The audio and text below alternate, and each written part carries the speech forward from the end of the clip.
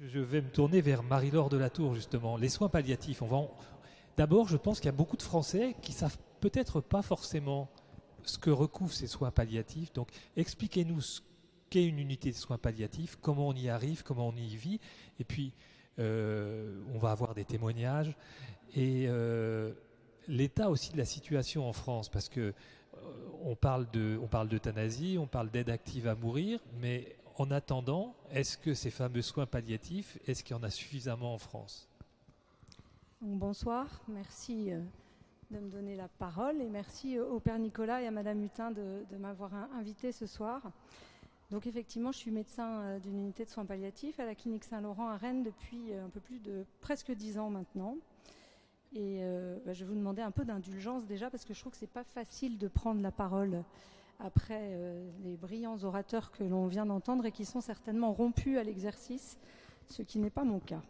Et ce, d'autant plus que effectivement, je suis chargée de vous expliquer un petit peu ce que c'est que les soins palliatifs aujourd'hui, ce qu'ils sont en vrai, dans la vraie vie, concrètement et essentiellement dans notre quotidien, parce que je suis persuadée que c'est le meilleur moyen d'apaiser et de dédramatiser un petit peu le débat actuel. Et je pense que pour dédramatiser ce débat, la première des choses à faire est de combattre les idées reçues. Et pour cela, je voulais commencer un petit peu mon propos sur de l'autodérision, parce que s'il y a bien un domaine où il y a des idées reçues et des préjugés aujourd'hui, eh bien, c'est bien celui des soins palliatifs. Notamment, eh bien, comment est-ce que cela se passe-t-il lorsque lorsque nous sommes amenés à parler de notre métier et à dire que nous travaillons en soins palliatifs à des personnes que nous rencontrons pour la première fois. Je dis pour la première fois parce qu'en général, la deuxième fois, le sujet n'est pas abordé. Donc la première fois, lorsqu'on dit « je travaille en soins palliatifs », eh bien en général, il y a un grand silence. J'oserais dire un ange passe. Et après, systématiquement les mêmes phrases. Ça ne doit pas être facile tous les jours. Bon courage, qu'est-ce que vous êtes courageux. Et donc vous travaillez avec les personnes âgées ? Ça, c'est pour le grand public. Alors je vous rassure, dans le monde professionnel, ça n'est pas beaucoup mieux. On va nous dire c'est un choix, c'est volontaire de travailler en unité de soins palliatifs. Un collègue m'a dit un jour, alors qu'il venait d'accompagner un proche dans une unité de soins palliatifs, qu'il avait découvert qu'il fallait des compétences pour travailler en soins palliatifs. Donc vous voyez, on nous voit au mieux comme de braves personnes qui tiennent la main des mourants, ou bien comme des croque-morts en blouse blanche, au pire comme des serial sédators, ça arrive souvent, voire comme des pousseurs de seringues. Parce que c'est vrai que dans les couloirs, il n'est absolument pas rare, et je vous assure que c'est vrai, d'entendre nos collègues soignants, quel que soit leur métier, laisser entendre que dans les services de soins palliatifs, les patients ils meurent quand même drôlement vite. Ça, c'est pour les idées reçues. Et puis, si vous tapez soins palliatifs sur votre moteur de recherche, vous allez voir des mains entrelacées, en général un peu ridées, et des papillons. Parce que, alors je suis d'accord, rarement une perfusion comme sur l'affiche d'aujourd'hui. Donc les soins palliatifs, c'est effectivement l'accompagnement, dans tout ce qu'il contient d'accompagnement, et en cela, les équipes sont expertes en accompagnement non médicamenteux, aromathérapie, balnéothérapie, hypnose, kiné, massage, socio-esthéticienne, médiation animale. Vous allez en avoir un petit exemple tout à l'heure. Mais ce sont aussi des soins techniques. C'est une spécialité médicale qui nécessite de maîtriser certains traitements avec un arsenal thérapeutique à faire pâlir les anesthésistes certaines fois. Donc, qu'est-ce que c'est les soins palliatifs ? Alors tout d'abord, ça concerne qui ? On l'a dit tout à l'heure. 300 000 personnes par an environ en France, dont seulement 200 000 en bénéficieraient, faute de moyens, faute de connaissances, certainement par méconnaissance. Et qui sont ces 300 000 personnes ? Ces patients, c'est vous et moi, un jour ou l'autre. C'est-à-dire que ce sont des patients de tous âges, qui souffrent de maladies incurables, évolutives, quelles qu'elles soient, et surtout, quel qu'en soit le stade, le plus précocement possible. Parce que Les soins palliatifs, ça n'est pas un gros mot, dès lors que l'on peut expliquer au patient de quoi il s'agit.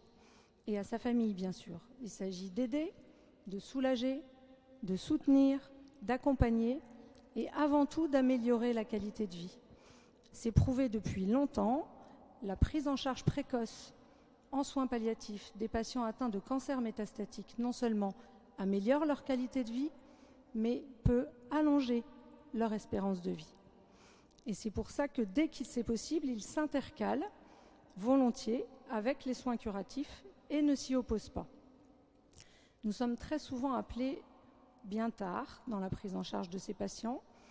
Et notamment, il y a quelques jours, j'ai accueilli une patiente âgée dans le service qui souffre d'une tumeur cérébrale, qui sait qu'elle ne guérira pas de sa tumeur cérébrale. Les traitements sont d'ailleurs assez peu efficaces, elle en est tout à fait consciente. Et lorsque je lui ai dit qu'elle était sur un secteur de soins palliatifs, elle m'a regardée avec des grands yeux, elle m'a dit « Mais docteur, je n'en suis pas là ». Je me suis empressée de la contredire et de lui dire « Bah oui, si, vous en êtes là, mais je vais vous expliquer pourquoi le fait que vous en soyez là ne va pas vous faire mourir demain ».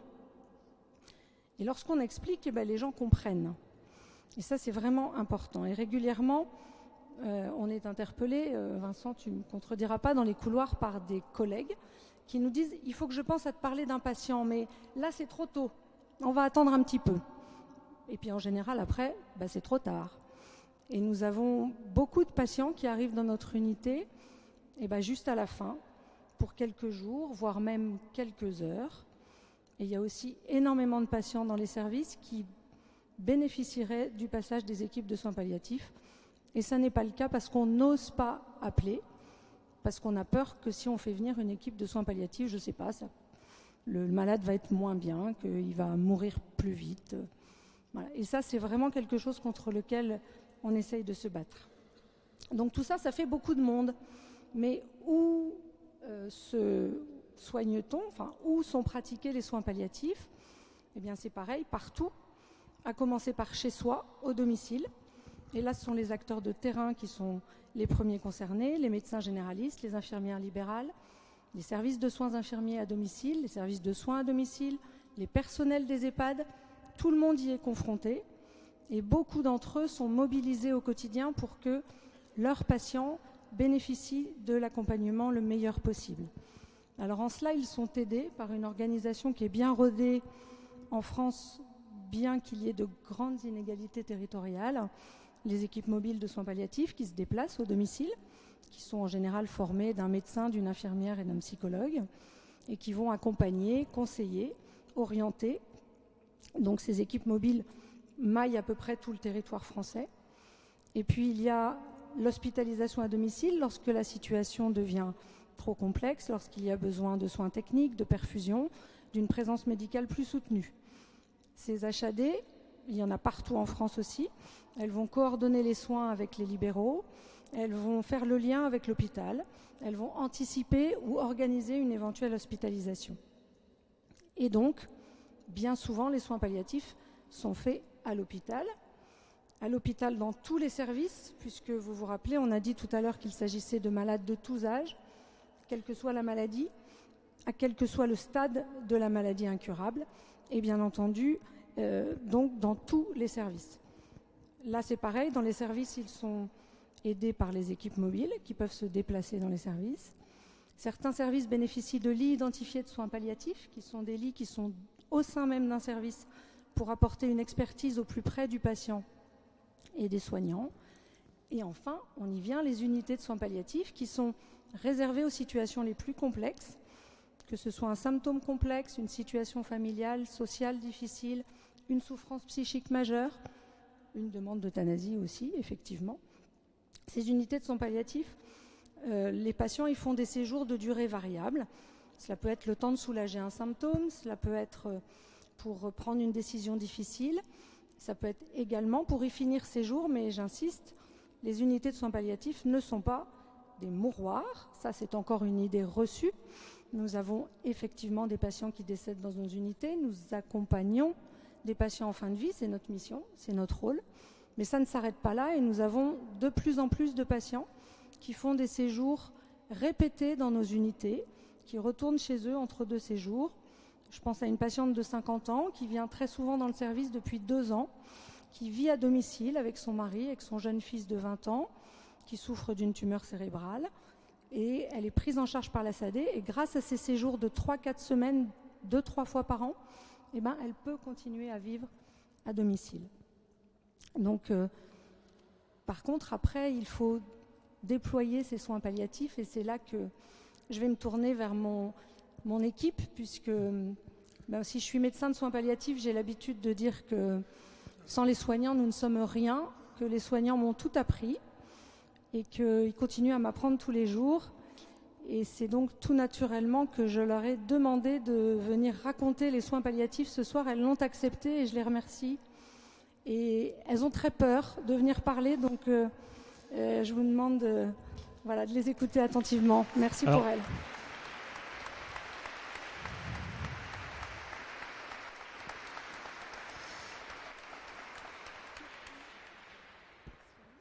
Peut-être juste deux courtes questions avant les témoignages.